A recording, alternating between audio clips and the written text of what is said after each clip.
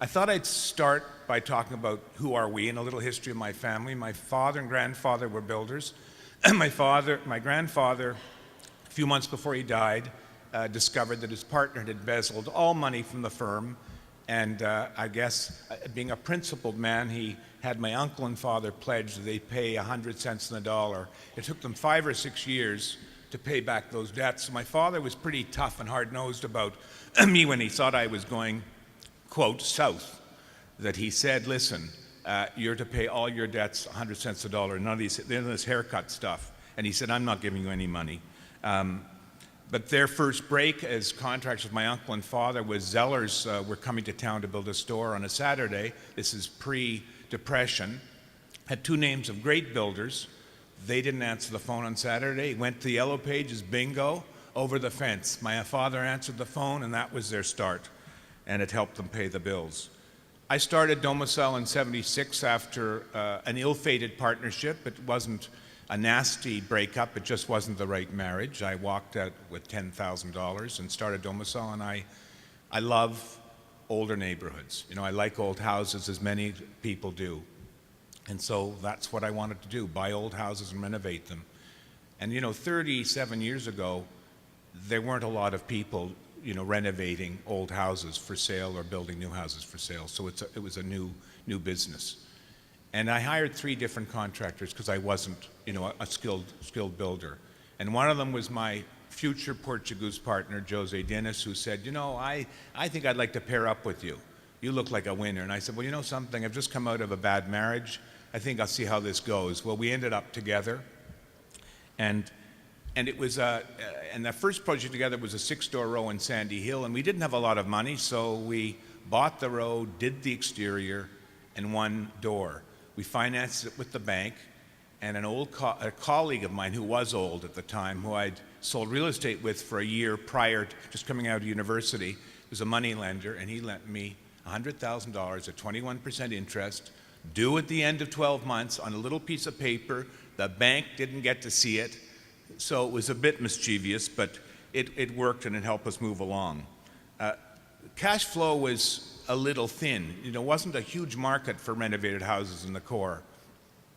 And so our sign was up, but our sign drew a lot of phone calls. It was surprising. People started to call and say, will you do a powder room or an addition? And I'm going to give full credit to the fact that our sign was seductive. And we've got people in the design and marketing business here. My sign and first font was designed by a guy named Graydon Carter. Graydon and I were good friends, and he was the other end of the hall on Cooper Street where I started. And Graydon's gone on to become the editor of Vanity Fair. He's produced Hollywood movies. He has got an interest in 3 restaurants in New York. He recently produced Bette Midler's play on Broadway about Sue Mengers. So I've got some pretty talented blood in the bones of Domicile, and it was the font that he really concentrated on. And it's interesting, the Globe and Mail wrote an article about the power of font last week. I give him full credit for that. Well, we eased into the home improvement business because we weren't selling quickly enough, and it was an interesting exercise. Working in people's homes, and you have homes, you've had builders, is emotional intensive. You crawl along the baseboards when we ding the baseboard. It's not like turning over the house and saying, click, here are the keys. And I worked for, from modest renovations to the clerk of the Privy Council, Michael Pitfield's house, where he and I shouted at each other in his offices and the doors swung open because he was arguing over his bill. I was right, by the way, if you're curious. But I had some real characters and some great stories, and one of them, there was a designer in town called Giovanni Mowinkle, who was a designer to the Blue Bloods in town. He left town in a hurry, and I don't remember the scandal. Jim might remember Mulroney's Closet. I don't know what the problem was, but he was a talented, good-looking designer, and he had scheduled a meeting in my office at 10 o'clock for 2 Blue Bloods from Rockcliffe. Anyways, they were trotted into my office, and she came in. It was wintertime, and she had on those little stoles, with the beady little eyes and the little teeth. And I kept looking at them, and I thought, she sort of resembles that little thing on her shoulder. But anyways, Giovanni said, he said, the domicile is the best. He said, they're going to treat you well, the integrity. And all of a sudden, a shadow appeared over his shoulder. And I had bought with others a building next door to us in Dalhousie 2 weeks before. And the owner-manager of the Body Rub Parlor, in the doorway with her jeans painted on. I know it's more typical for jeans to be painted on today. It wasn't as typical then. She said, Jesus blank blank, we're freezing our blank blank, I use the word rear end, off. Would you crank up the heat, you cheap blank blank? And you saw the color drain from the blue blood's face. That contract exploded. And the other little racy story was going out to Canada for an audition and talk about the audition, and we'd bring the designer in. And I said, well, I need to look at your electrical service. So she said, well, I'm warning you, my husband has a peculiar hobby. Into the basement. I've never seen more nude photographs of women in my life. It was overwhelming. And then she says, well, what do you think? And she stands up and she poses beside the full cardboard cutout of herself. This is post two babies. What do you think? Well, what am I going to say? I return a week later with my Portuguese partner, and I warn him, and talk about a piece of work. He walks to the basement, he points to the one landscape and said, nice landscape. Give me a break. Part of our history was in the joint venture, the not-for-profit business. I think we're the second biggest builder in the region of not-for-profits, in a joint venture with the city and partnership with CCOC, 1,400 plus units. And I met some really interesting people and developed some very strong relationships that helped me with the communities that Jim talked about in terms of integrating the communities. But my real passion was buying product for sale. Build your own. So whether we started with a double and a 4-door row, and to try and do work that we thought was exciting to us. But we evolved from doing a 4-door row to sort of low-rise, mid-rise. We looked for neighborhoods that we thought people wanted to move into. And remember, in the early days, there weren't a lot of people who wanted it, but there was a shift from people buying renovated houses that they did the work to wanting to turn the key in the door. There definitely was a change. And then it moved to people wanting a new house, which was not as common. But we were in early, I think, to some neighborhoods, and if we get in early, we get a cheaper price, and we could sell the product faster because we were selling it for a little less money. Because we didn't have a lot of capital. And my father was a solid businessman, but hated real estate. And he lent me $10,000 for 2 weeks once when the payroll was going to be bounced, and I had to demonstrate how I could pay it back. He said, look, stand on your own 2 feet. I don't have enough money. I want to have some money in retirement. Space in the neighborhood. And when we look at, a marketplace, what's a market looking for? Say it's stacked towns or whether it's row housing or an apartment. So we're looking at a neighborhood, an older neighborhood that we think the market will move into. So when we zoom in to the neighborhood, we look for a lot, a piece of land. When we find that piece of land, we say, what is the neighborhood telling us? What is the personality of the neighbors? And it could be very different, single family, and I'm not talking about Orleans where we had a bit of a scrap last week. I'm talking about the older neighborhoods. You try and take a hint from that, and what does that lot want to be when it grows up? And with respect to what it wants to be and when it grows up, there is a process we go through. We find the lot, and let's say our sense is it's an apartment building. We first have the architect, what's the zoning? Say it's 5 stories. And he looks at it and he models it very quickly. And then we bring in a private planner. Well, you know what, it doesn't make economic sense at 5 stories.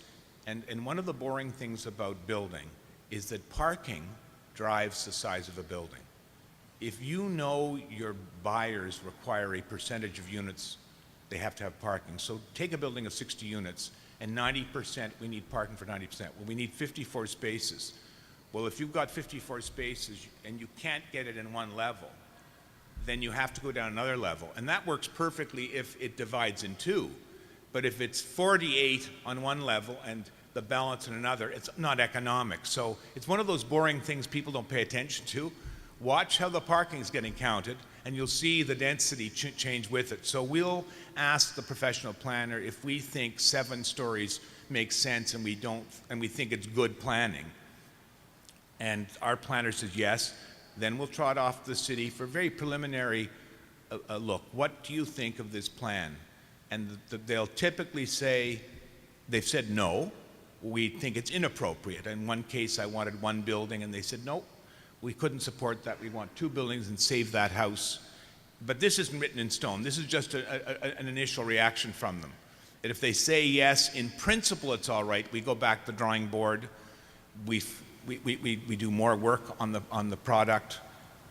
In a perfect world, we've got an executive in a neighborhood, like a Hintonburg or Centertown, very savvy groups. In the case of Vanier recently, you've got an executive group you meet with, you run it by them, and you either get a horrified response, a neutral we'll see, or somewhat positive, we're going to the larger neighborhood. And then we go to the larger neighborhood, for a public meeting to get their reaction. And in terms of the importance of people, in spite of what neighborhoods think, in our opinion, the pros are the most important, the planners. Because if they don't support it, we're not going to the OMB. We're going to lose. I mean, we're dead. The plan has to make sense. We have to like it. We want the community on side. The councillors, with all due respect, are the last piece. It's the community that matters. That's why Jim's saying we've generally enjoyed a good relationship with communities. Not always. We fail sometimes, but they're very important. But you have to be prepared to modify your plan. You can't go into a neighborhood and say, that's it, folks. This is a 9-story building, take it or leave it. And we'll get some great reactions sometimes, because they can be right sometimes, and they can also feed you with great ideas.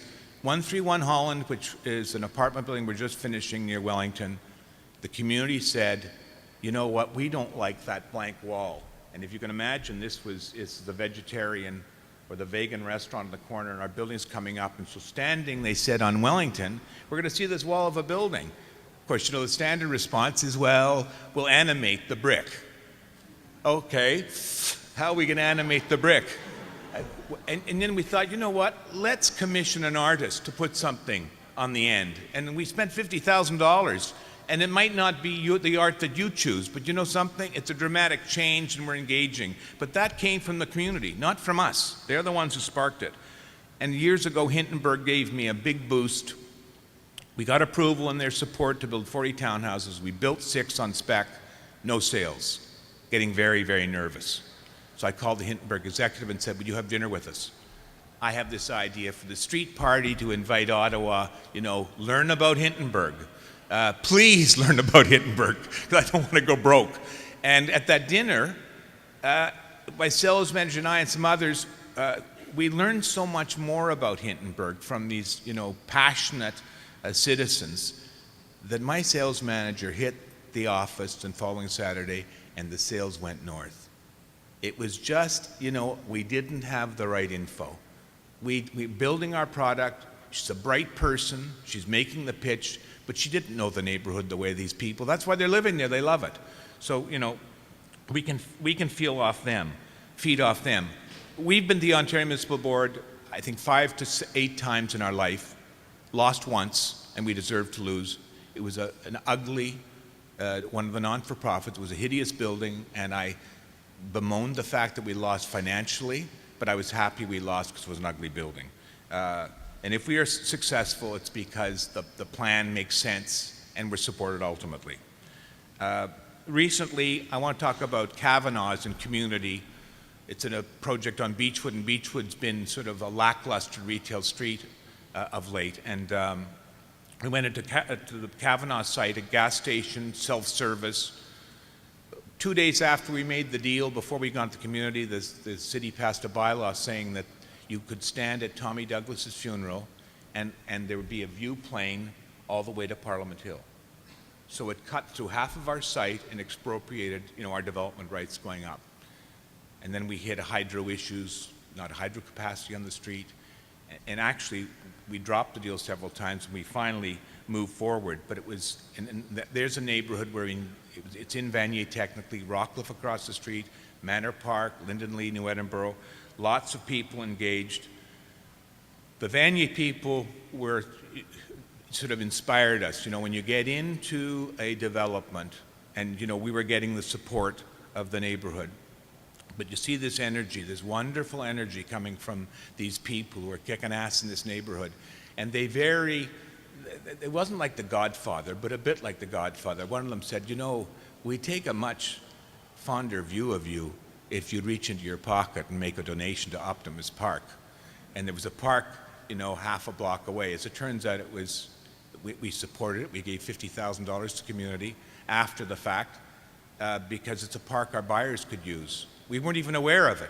Here we are, we think we're so smart, looking at the neighborhood and figuring it all out, and we're such mono-brains sometimes, so intense about our development, we feed off the rest. But a very, very, a great neighborhood that gives us lots of confidence that we're going to be successful, and we have been successful. We have very good sales.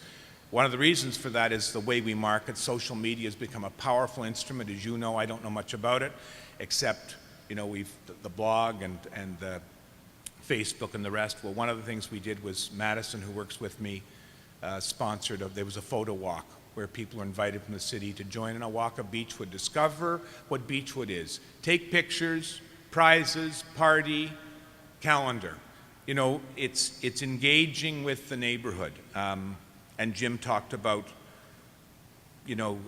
giving back. Well, GCTC, we were building a half a block from them, and they needed money. They approached us. And this isn't charity. Charity is when we write a check to a hospital. Sponsorship is when, we sponsor something like GCTC, like the arts. In this case, we said, we'll give you money. We get a banner on the side of the building to help launch the product, and we use your, lobby to launch the product. After we were building, they came back, we need more money, and we'll name the lobby after you. Now, we think our money should be moved around from hospitals, with the Ottawa Hospital, Bruyere, cancer, but we've got to support the arts too. The art community needs help, and so we'll do it as sponsorships, and we do get credit. It doesn't hurt when a mayor stands up and said, you're not a deadbeat this week. We're not always successful. We work hard to try and get the community on side, and it's very disappointing when you don't. Recently in Orleans, 380 odd people very offended at, bringing Stack into a single family environment. And I think the city, if it wants intensification, has to, make an effort to spend time talking to them about that. And if they don't want us to do it, I'm happy not doing it. The younger blood wants to, get into the suburbs and work there, but they have to be clear about that. And then with respect to when we develop that corner lot, what does it want to be when it grows up? What's the product? And the work that goes into that, the molding and the clay, say from 5 to 7 stories, then what are the units? What are the layouts? What do people want to live in? How do you excite them? Because you just can't roll out that commodity. Buyers are too smart. They, as a designer told me years ago, they live the design. I did a double years ago that was a total bomb. And I didn't understand why somebody was buying it. And I brought a designer, and he said, this is the dumbest design I've ever seen in my life. No one lived the design. You have to roll up your sleeves and make sure you sweat every detail. And I don't do that, but certainly people try that in our company so that our product, we hope, is exciting to you. And part of making it interesting is, what's the wrap on the building? So we move into your neighborhood, we'll have a different idea. For instance, off Carling Avenue near Sherwood Drive on our 2 towers and townhouses, it was a Georgian theme that came out of a visit to Baltimore and the towns and then moved into the apartment buildings, and it's very challenging sort of getting Georgian features, but we were creating a strong personality. There was nothing there that interested us, and I'm not trying to be rude. If you're a neighbor, that's a fact. We didn't see it, whereas we can pick off of stuff in the neighborhood sometimes that helps influence the exterior. We're very influenced by our travels. When I converted a school to loft apartments, and we'd never done one before, I was able to, I wiggled my way into the biggest loft developer's office in Chicago, and he spent a day with us. and he did Oprah Winfrey Studio. And he's a Canadian, actually. And I remember my partner at the time who was bankrolling me said, for God's sakes, why don't you wear a tie? You know, this is an important meeting.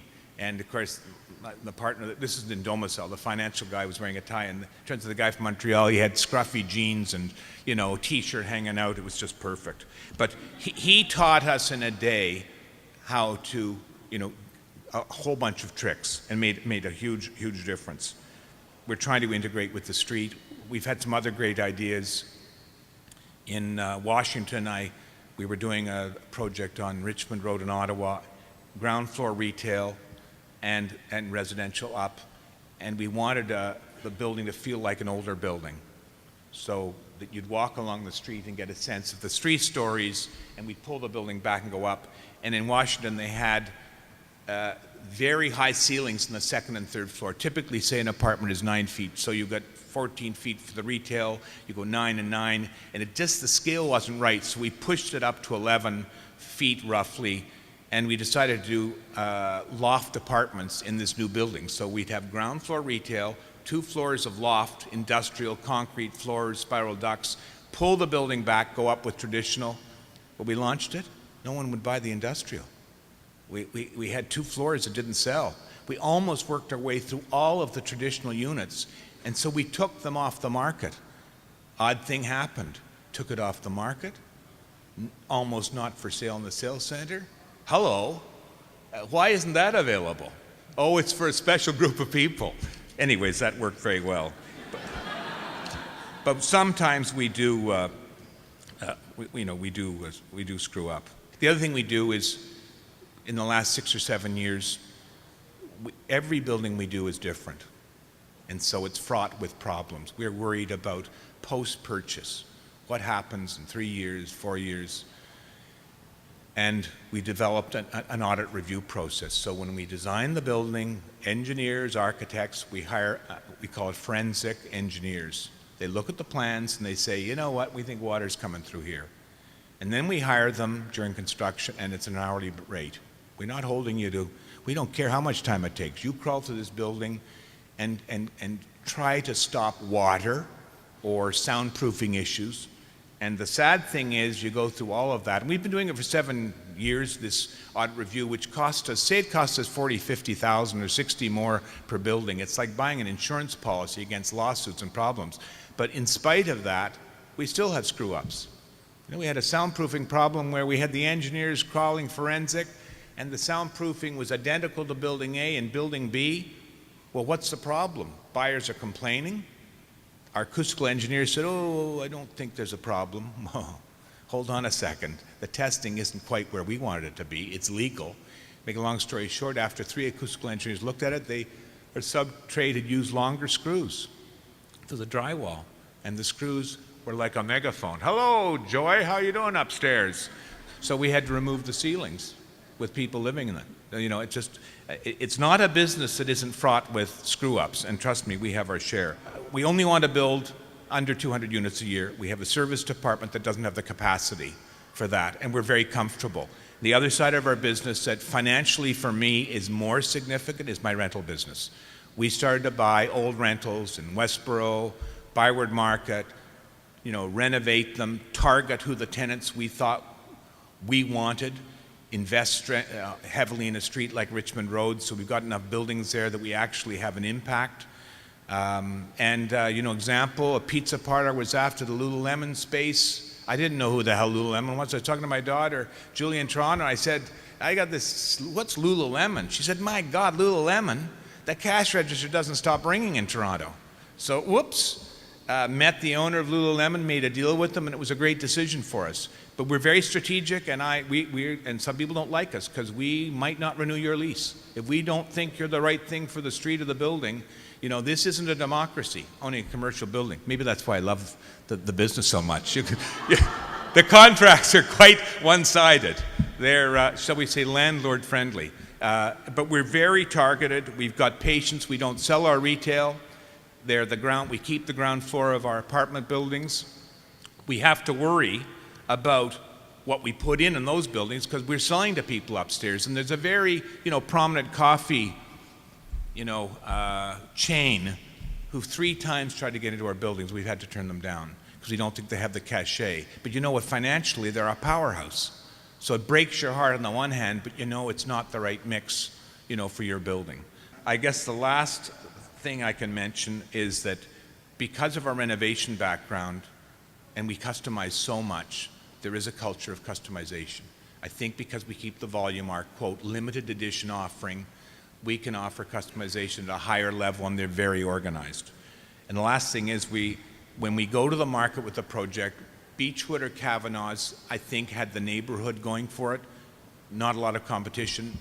The next project in Little Italy, Nouveau, there are potential other sites, and we need something aside from Barry Hoban having designed it and being a partner, and we're very excited to design. We've got a hook in there, we think. We think we've got a ground floor use that reminds me a bit of what I like about Paris. So I'm not saying what it is, but we're hoping, it's compelling for buyers because we're good at service and all the rest of it. And I'm not going to have time to read this wording from our marketing people, Madison from Toronto, right? I'll pass. Thank you very much. I'm a small-scale developer here in Ottawa as well. And in terms of condominiums, I came up across the idea they actually mentioned was putting community housing integrated into large condominium projects, so it's actually part of the project itself. What's your opinion on that? I think it's smart. In fact, you've touched on something I skipped. In Boston, and I visited Boston a number of years ago, the city of Boston said, we own the land, we'll sell it to you, you come up with a price, you integrate social housing in the condo. And so you've got people, living in the same community. I think you're right, there should be integration. One of the things that I'm in my notes, but I'm not, by the way, I speak once a year, that's it. So I'm not that, I'm not great at covering all the material, but Canada Lands approached me, and there might be opportunities for you. Would I talk to them about Rockcliffe Air Base? I said, no, I'm not going to talk to you because the last time we talked, you didn't listen to me, so I'm not going to bother. Click. And they actually called me back, so I went and had lunch with them. And if they're here today, it was a very nice lunch, thank you. But I said, what you need to do, first of all, the parcels should be small enough that there's a diversity of builders in there, not just the big boys with the horsepower, big boys and girls.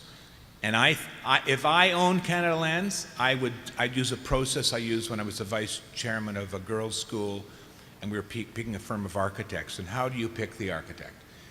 And what we did was we said, okay, you submit your drawings for this parcel of land, and that's phase 1. What are the design? What type of units? And social housing gets extra points. So 5 acres or the building you're talking about, because they should be playing a role in social housing. And so that's phase 1. You vote the committee on that. That's what we did. We sort of went through, the top 7 architects. Funny thing happened. 1, 2, 3, 4, 5. Submit your price 3 weeks later. So you're moved by design and ideas versus money. The government can go for the most money if they want, but stand up and be counted. And it's an interesting thing will happen. But I believe it can work. There is a stigma. We did a project as a joint venture with the city of Ottawa that was scary years ago and very tough times in the market. It was 14 acres, Montreal Road. It was called Thorncliffe Village. I had partners. We built 235 not-for-profit in 3 different projects, and we had 100 lots for sale for profit, townhouses. That was down in the valley, next to the air base. And people are saying, you're going to fail. You can't put 100 people beside the non-for-profit. And I went at the time to my wife's boss, Frank Graves, who owns Ecos, did social research. And I said, Frank, can you do the research? Will this work? He said, it'll cost you $100,000. Well, give me a break. And he said, what does your gut tell you? I said, my gut tells me it'll work. Well, we did it, and it did work. But it was, it's not everybody. Our price point had to be very good. You're not going to get people, well, maybe I'm wrong, at $570,000, for 1 bedroom next to the not-for-profit. But they'll live next door in housing, and they will integrate in an apartment building. if it's a good price, good value. There's not enough of that, and the government should be more creative.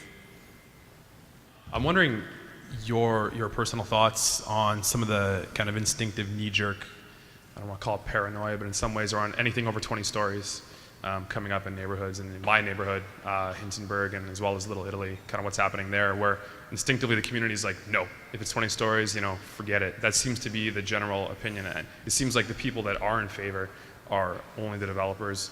I seem to be probably in the minority of I want more density in my neighborhood, and I don't mind some altitude or elevation to do that.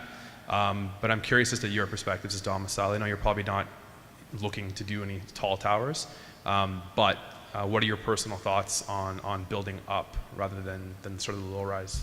I think it has its place. I don't like commenting on other builders' work, you know, because I might be tainted. I mean, I personally don't want to build 20 stories. We want 200 under units a year, and I make enough money from the rentals. And by the way, I'm having fun, and I want to have fun. You know, and I don't want buildings that are more than 130 units. A perfect building for us is 70. We're after a certain market. I mean, I think a city can be dynamic with some high towers. So I think there's room for high towers.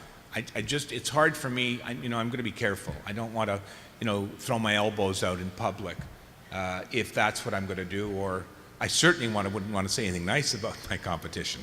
that goes without saying. I appreciate a lot of the things that you were saying, and it was interesting to see how you got creativity and some good ideas from talking to other people. I think it's a good example how creativity comes from collaboration. And you mentioned an example of talking to the community and getting some artwork up on a building wall and changing the way that you were selling units in Hintonburg, working with the community. Looking at the current design application process here in the city of Ottawa, it surprised me. I've only been at when I bought my first house, we were looking for a community, not necessarily a home. First looking for the community, then the home, which I think is different than how it used to be. My question is basically around the surprise I got sitting at our community association meetings and finding the amount of expense that developers put into building applications before ever having to legally approach the community or give the community heads up. It must be for some developments, in the millions or tens of millions of dollars of design and specs and site surveillance. So my question is, I'm wondering, why would a developer put so much money into that before ever even sitting down with the local community association where they're going to be building? Not just for the fact that you might lose all this money, but also for the fact of this creativity, of the inspiration that maybe that community or that local knowledge may be able to bring to the project before it even starts getting drawn on a piece of paper. Well, I think the first thing if you take the plot of land, you've got to have somebody look at what's the zoning tell you now, right, as a starting point, and is there room for change in the pros opinions before you go to the community. Okay. We have to spend money doing a little R&D always, and it can be a small amount. And what seems small today is gulp. Years ago, we were, I think, 85,000 into Orleans, and lost at planning committee, won at council this week because the neighbor's very unhappy with the stacked, and I understand how they feel. And I just wanted to know moving forward, if council doesn't want inner, work in the suburbs, tell me, because I'm not going to spend 85 or 100. It's not millions, because we're taking it so far. It's also, some projects take a lot of money. For instance, if there's a serious sewer issue, we've been known to spend tens of thousands working out those capacities, because there's no point going to you, the community, with an idea if there's no capacity for the sewers. Boring subject. Beechwood, we couldn't believe there wasn't hydro capacity. $1 million, and hydro said to us, tough bananas. You know what? It'll be here in 13 years. Gulp. And then some members of council said this is outrageous, and hydro said we don't have the money. So we've had to front the money, collect back, and all the rest. It's a long, boring story, but we've got to make sure we don't waste your time as a community too. We've got to do enough research we think there's a glimpse of hope. And sometimes we're not inspired occasionally by the community, but I've often, something comes out of that community meeting, and that really does change your opinion. But you've got to, if it's not viable. I kept going to community all the time. One of the Ted Robinson, who's the former commissioner of planning, said, the one thing about you is you didn't waste our time. You're pretty serious. I only pulled out of one. Didn't go to the OMB once, and I think I would have won. I pulled out of something. The neighborhood were very unhappy, and I pulled out of it. And it's a long story, but he was very disappointed because they thought it was a good project. I loved older houses. I liked older neighborhoods, and I lived in Rothwell Heights, by the way, for 12 years, in a modernist house. That the minute I stepped in the door, I went in it 38 times before we bought it. It was vacant. They couldn't sell it. My wife stopped going. She said, I can't stand this. I stood there and I was just blown away. It was magic. Glass. It looked like a motel, ugly on the outside, but magic. But I miss walking in a neighborhood. I didn't like walking in that neighborhood. I moved for other reasons. I traded one house for 18, which sounded like a good break to me, which is another story. But and moved my family from nice pool and blah, blah to 40 by 60 foot lot, but we've got rentals. I like the older neighborhoods, and it's very exciting to, I think it's like producing a play. You don't have to write the script, but you've got all this talent around you, and they come up with these, exciting ideas. We just hired someone 6 weeks ago, and he went boink, he flipped a site. He's not an architect. He took something and turned it. You know what? That strike came right over the plate, and he hit it right over the wall. I thought, some clever. So it's exciting, to see people do that. And by the way, to walk through a building under construction, it's pretty exciting. You walk up and suddenly there's space and the view, and then there's, moments you don't like, where, a building we put up, I said, you know what, I'm not that happy with the look of it. So the designer said, well, because the blank blank in your office, construction division, they changed. He said, I'm never working for you again. Never, never. And the construction people, you know what, to save money? Trim the trim, fiddle with the eaves, they did their little magic. Bingo, came in on time, on budget. It doesn't look as good as it should have looked, and I did a building that was similar. They blew it. So then I brought in another designer who sat shotgun over them. This isn't happening again. It's a struggle, but it's fun. The financial, when you go to the edge, that ain't fun. Trust me. I didn't enjoy that part of thinking I was technically bankrupt, but then out of that comes some exciting stories too, so. Not here for a long time, I'm here for a good time, as my brother-in-law would say. Thank you.